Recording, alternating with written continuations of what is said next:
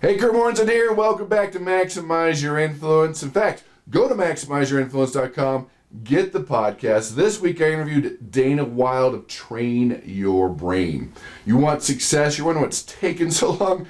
It's your brain, it's your mindset. She talks about some great tools. In fact, she gives you a link to download her book for free, no strings attached.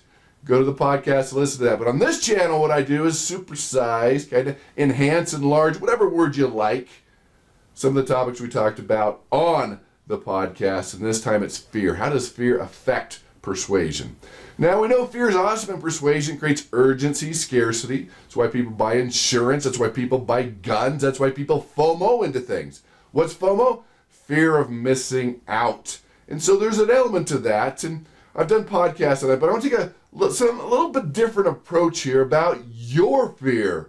That affects persuasion. People sense your fear. They're not thinking, oh yeah, they're afraid. It just creates a bad subconscious trigger. It feels awkward, feels weird, doesn't feel right, and they don't buy, and they run, and they say, it's too expensive, can't afford it, come back later, talk to a spouse. Lie, 67% of the time.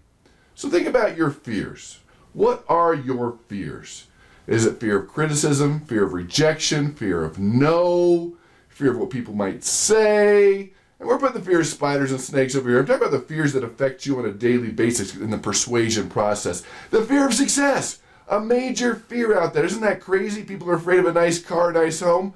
Well, actually, that's not what they're afraid of, but it's maintaining that success and being successful and what other people say about that success. It's a real fear. So I want to give you some tools to really understand this fear, how it affects you, how to overcome it, and to become a better persuader. You ready?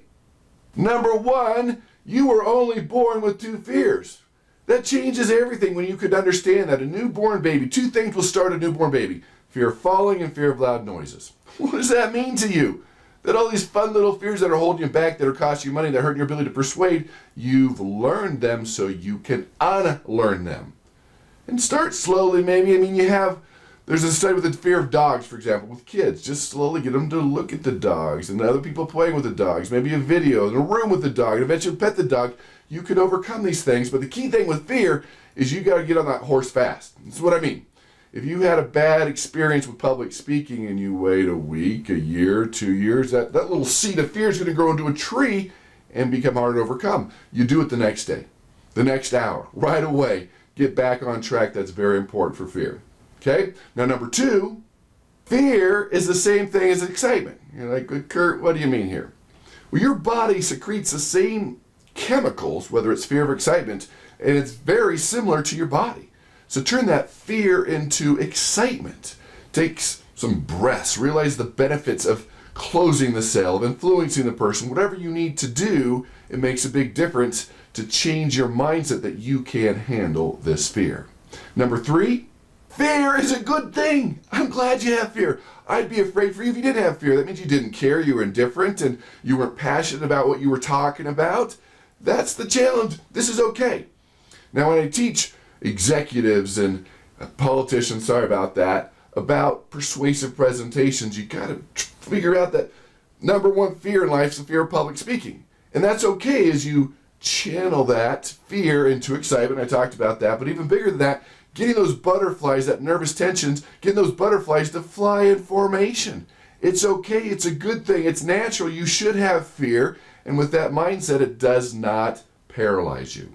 Number four, face it till you make it. I didn't say fake it. I said face it till you make it. Because you got to ask yourself, what does fear cost you in your life? What is that monetary amount? It's probably millions of dollars. You got to just face it, put yourself out there, and that fear will start to erode away. That fear will eventually turn to more and more excitement, and you will love doing it. Now think about it. If you played sports, or you were an actor, or in any type of competition, what did you do to put in place to get yourself out there to overcome that fear? And some people have rituals, some people meditate, some people listen to music, some people wear the same dirty socks every time, some people fill in the blank. You have to figure out what can you do beforehand to get yourself in the right mindset to do this, because fears cost you money. There's no other way to look at this. So you could use fear to persuade. I want you to do that in the right way, but the bigger factor is you. Your fear, it's stopping you, it's costing you money. So address these things, work on this skill, overcome your fear, turn it into excitement, and you'll be amazed how to be able to persuade with power.